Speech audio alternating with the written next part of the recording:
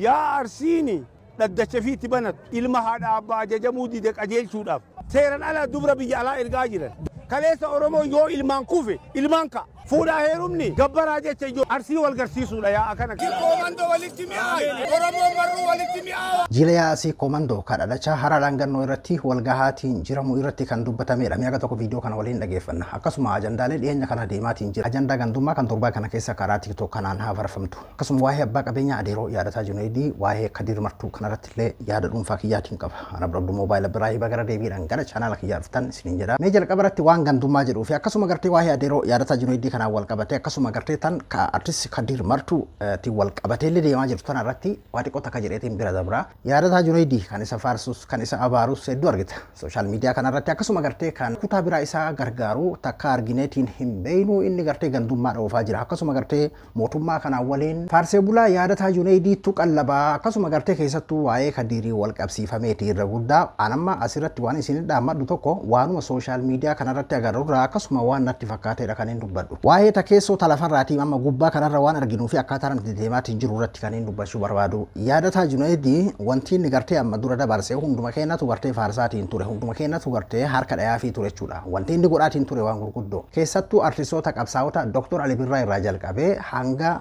artist zarihu wada jootitti haga nuho gobanatitti artistoota kanneen hunda isaanii waan gartee sabni kun kadhaa walitti bubbuusu kana hundarraa anatu cufa jechuudhaan haga ala ergee alatti yaalchisu zarihu wada joo akka inni yaalchisuudhaaf ala deemetti alatti kan inni du'e akkasuma ali birraa ala oofetti haga alaatti gartee yaalchisaatiin ture haga amma gartee Kadiir Martuu gaafa inni dhukkubsatee namni hundi rifate akka amma gartee namni hedduun dhagaarra darbatu kana miti gaafa namni hedduun akkasitti rifateef sanii anatu isinirraa danda'a waa'ee isaa lafa kaa'aa jedhee ifatti as baheetiin viidiyoodhaan dubbatee yoo gaafa Kadiir Martuu san fayyadu kanaafin hujiileen namni kun hojjate isa keessoodhaan rakkataadhaaf godhe isa keessoodhaan gartee gosa isaatiif godhe isa keessoodhaan gartee nama gandaa kan itti dhufee godhuu fi kan rakkatee itti dhufeetiin godhuu fi gartee kan nama rakkate akkasitti gargaaru kun dhibba hedduun jira akka gubbaratti agarru kana caaluu danda'a jechuudha akka gartee nama hundaaf ajandaa ta'e akka biyyaatitti yookiin akka gartee Oromiyaatitti ajandaa nuuf ta'e kan akkasiisan kan inni cufu ka agarru kana malee kalafarraa guddaa jechuu kiyya.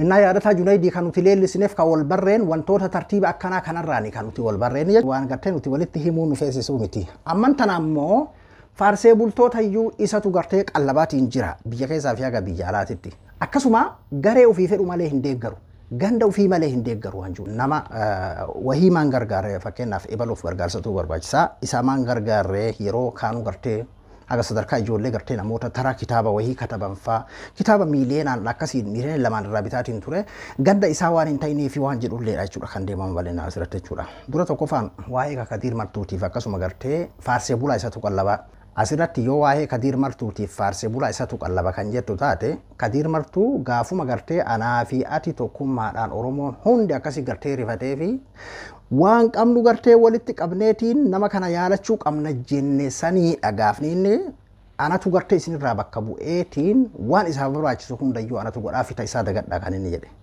gaafa sanitti akkaataarra Kadiir Martuu keessa yoo osoo hin tahin gaafa san Kadiir Martuu gandaan amantiin maaliidhaan osoo hin tahin akka gartee Oromootitti namni hundi osoo inni jiru imimmaan buusee booyaa fi ture jechuudha yaarataan gaafsanii dhagaafni inni gargaare kabiraa Kadiir Martuu akka nama tokkootitti gargaaruu danda'a akkuma artistoota amma duraa gargaare qabsaa'ota gaaleessaa warra akka Zarii Wadaajoo kan akka Nuhoo kan akka gartee Dr. Ali Birraa jechuudha.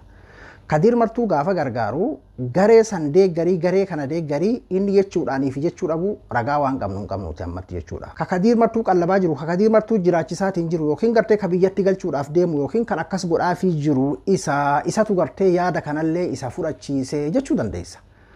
Waan qabatamaa osoo hin argin Kadiir Martuu waliin hariirummaan isaan qabaniyyuu maal faadha hariiroon inni gartee Kadiir Martuu waliin qabuyyuu hagamii jechuuyyuu osoo gartee gadi fageenyaan hin beekne ragaa malee akkanatti dubbachuun sirriidha jedheetiin hin yaadu as keessatti ammallee waan tokko hin dagatiin yaadataa Junaayidii abbaa qabeenyaati biyya san keessa jira biyyi suni biyya akkam akka taate biyyatiyyaa fi teeti waan ta'eef mootummaan biyya sanii akkamii namni gartee qabeenya qabu ka biyya san keessa jiraatu bar wannummaan qabsaahamuuf iyyuu tokko wanni gartee asirra amma faarsee bulaadha yookiin jooharii maali jedhamuuf waa'ee dhuunfaadhaa fedhii as keessaa namni waa argatuudha ibalu angoo gadhiisee ibalu na haa qabatu miti bar kun akka hafuufiidha namni garee tokko faarsee akka jiraatu sun tahin gabrummaa tana jalaa bahee bilisa ta'e akka jiraatuufi biyya san keessatti nama faarsitee jiraachuu osoo hin tahin biyyatee waan taateef akka irra jiraachuu dandeessu. Sooshaal miidiyaa kanarratti illee gartee namoonni qabsaa'ota jala deeman illee kanaafidha malee waa'ee dhimma dhuunfaa isaanii akka amma gartee namoonni tokko jiran akka amma gartee warri amma mootummaa kana faarsu ittiin gartee ololu sanii miti jechuudha. Innaa yaadataa Junayd ammatti akka barbaadetti iyyuu haa ta'u biyya san keessa kan inni jiraataa jiru biyya san keessatti gartee qabeenya horatee mootummaa saniin badhaafame haala akkasii saniin jiraataatiin jira waan ta'eefi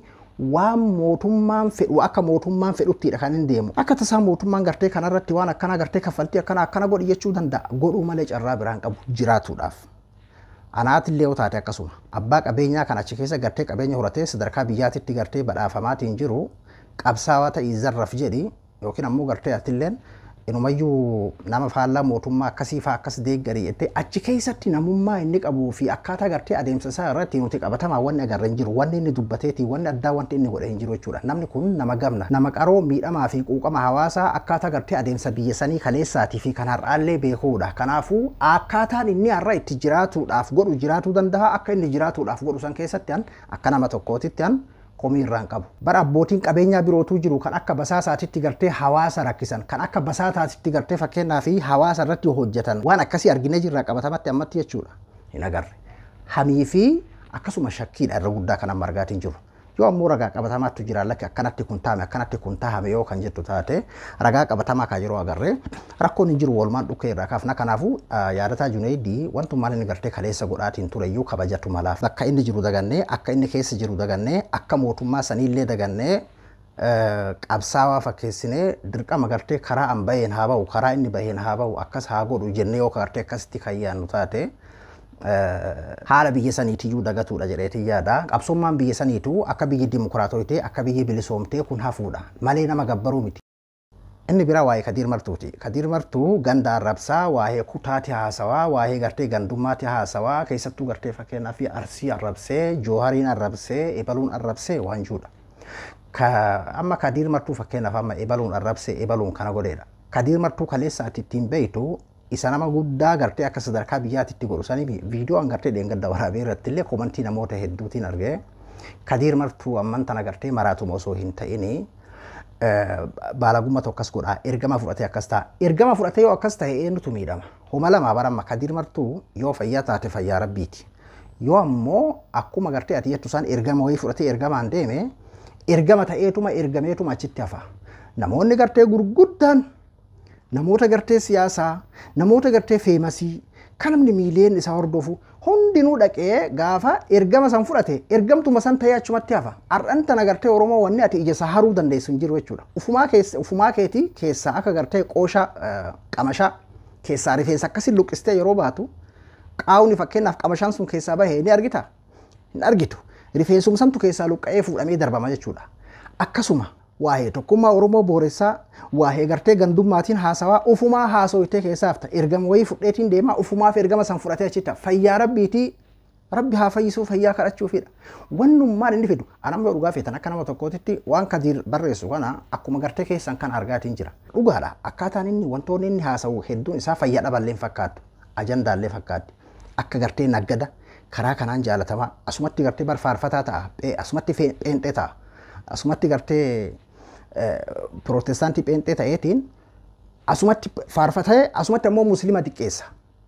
Fakkeenyaaf pheenxee ta'uudhaa fi yookiin muslima xiqqeessuu yookiin muslima taateef ammoo pheenxee xiqqeessuu maaltu fide?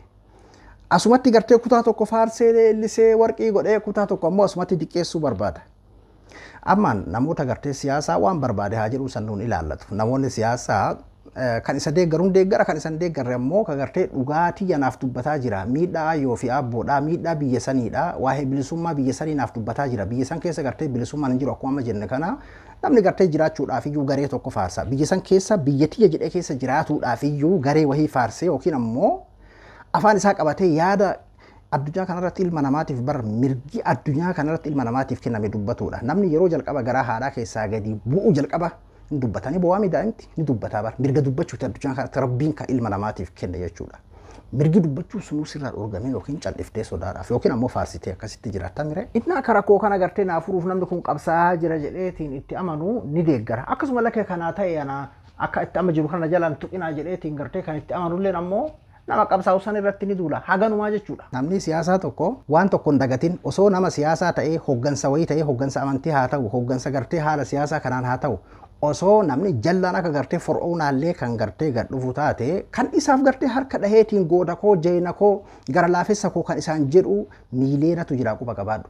Akkasuma gartee kanummaan barbaade ka gartee biyya san keessatti aaranii roobsaaf minxaa fi nagaa kanaan gartee afaaf jedhee kan deemullee yoo gad dhufe ati bineensa ati bulguudha lakki kana nyaataa jiru kanatu irra wayyaadha ka jedhu hin dhabamu. Kuni jiru addunyaati waan ta'eef jechuudha.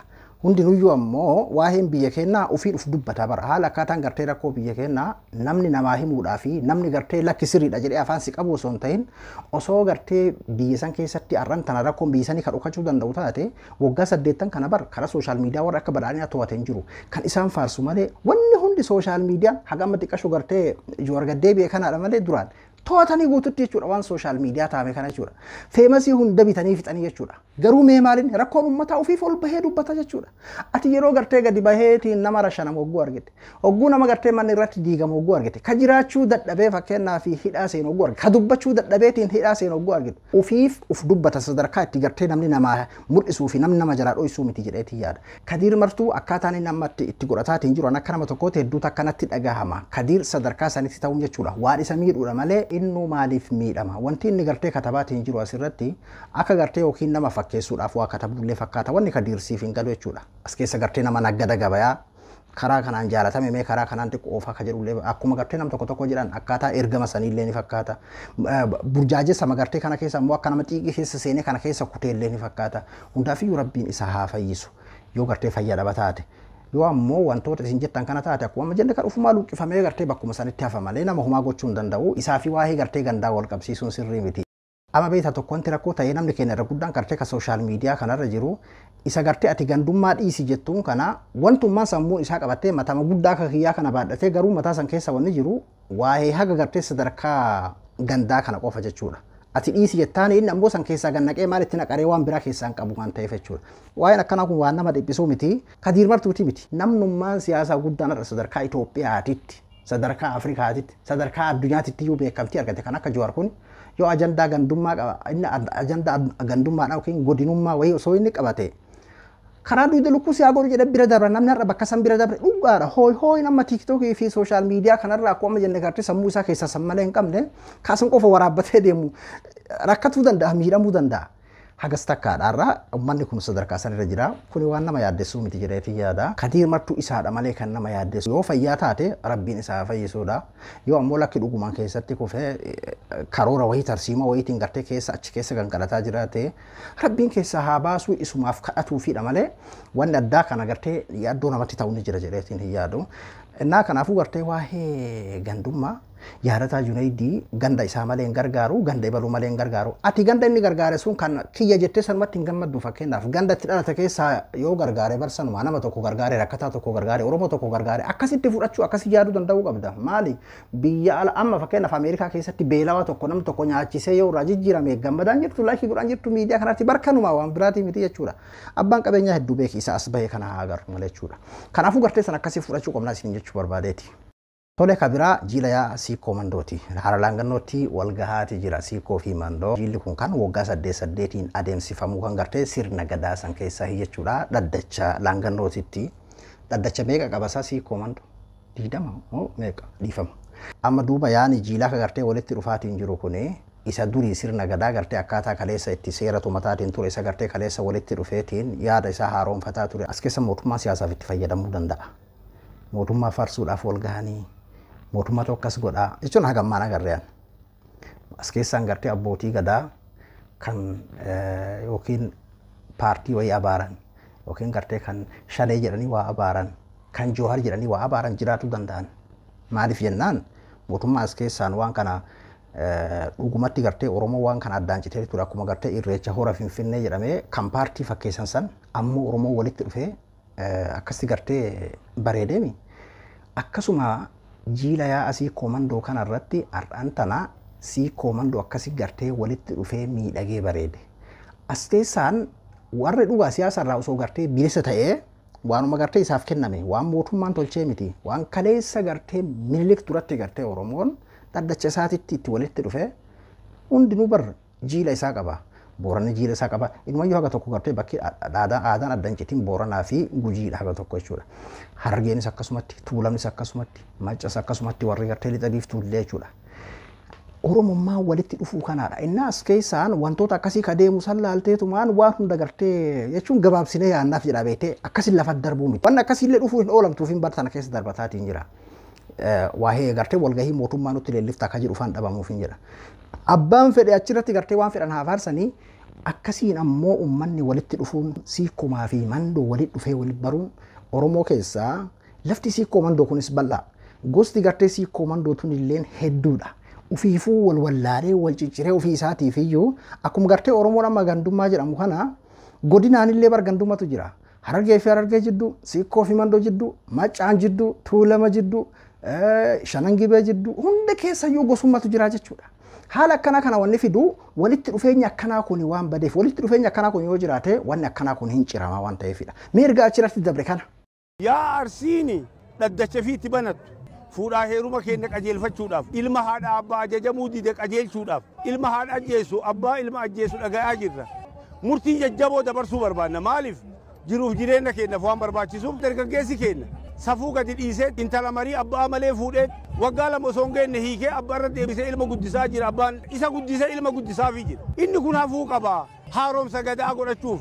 Aadaa teenya deebi'uuf fuuni keenya aadaatti deebi'uuf Oromoon kaleessa jaalan fuuti har'a miizeen fuuti aadaatiin yaa miti miizee hambisuuf uffata kiraatiin fuudhaa jirti uffata san hambisee uffata aadaa Oromoo ka Arsiitiin fuudhaa fi heeruma kiyya itti deebi'uuf har'a ilmi nama dhaga'uu didee hangafa maandhaan wal kabajuun dhabamee kaleessa ilmi Arsii quluun jaarsa duran fudhatu marcumarra jaarsa duran taa'u har'a yeroo ati agartu ilma xiqqaa makiinarra taa'ee haati ilmaa kana qabattee gubbaa dhaabataa jira. Safuu keessaa baal gara safuu teennaa haa deebinu. Eegana ammoo seeran ala dubra biyya alaa ergaa jiran. Dallaalatu Arsii tana keessa seenee ijoollee biyyaa baasaa jira. Ijoolleen sun duutee dhaga'aa jira. Kun bishaan nyaatee dhaga'aa jira. Qa'een teenna osoo akkanatti jannata taatu itti dalagatuu dadhabnee ilmaan teenna dalagaa lagatanii barnoota lagatanii waan keessa jiran dhabnee kaleessa Oromoo yoo ilmaan kufe ilmaan ka fuudhaa heerumni gabbaraa jecha ijoollee wal fuudhuu dadhabdee jirti. Birdilibsii 30 wal gaafataa jira. 500 wal gaafataa jira. Isa kana hambisuuf deemi. Ragaa kijibaa walitti bahaa jira. Ragaa kijibaa hambisuu barbaada. Mana murtii aadaa teennatti deebi'uu barbaada. Mana murtii idilee ka kijibduun achi dhayxee ragaa kijibaa itti fuutee saba keenya wal miisimtu san hambisuudhaaf deemi. Waliigala aadaa teennatti deebi'uu Arsii wal garsiisuudha yaa akkana kaayuun isaa guddaa. Mi'aayi walitti mi'aayi walitti mi'aayi sikkoo mandoo walitti mi'aayi Oromoon marruu walitti mi'aawa sikkoo mandoo kanniisa ta'a. Wanni hagam dubbatamee tun qofti yoo sirrooyte nagaa bara akkaataa itti gartee kaleessa itti waliin turanii fi akka itti har'a yeroo walitti dhufan tokkummaan kun bareedu kana gartee akkasiin mul'isanii galuun gabaabsee asirra isin agarsiise malee waa hedduu waan sooshaal miidiyaa hunda kaasanii jiran jechuudha. Innaa kanaafuu walitti dhufeetuma wal baruun kuni waan salphaa miti. An akka nama tokkootti hedduu takka na gammachiise. Ati waan barbaadde jedhi as keessa waan biraa waan as keessa jiru san osoo hin ta'in akkuma waan as keessa jiru waan asiin gartee as keessaan dhufame gartee mootummaa yeroo kenna keessa bilisummaan argameetiin sirni kaleessa bade san deebifne akkuma irreecharra jedhamu san jechuu danda'a. Sanii miti dubbichi faayidaa as keessaan argame oguu laaltu waan salphaa miti jechuudhaan hedduu takka na gammachiise. Hundaafiyyuu jiilli kun itti fufaka. Abduu Abduu Moobaala Birraa hanga qophii biraatii waliin deebinutti nagaan naa tura.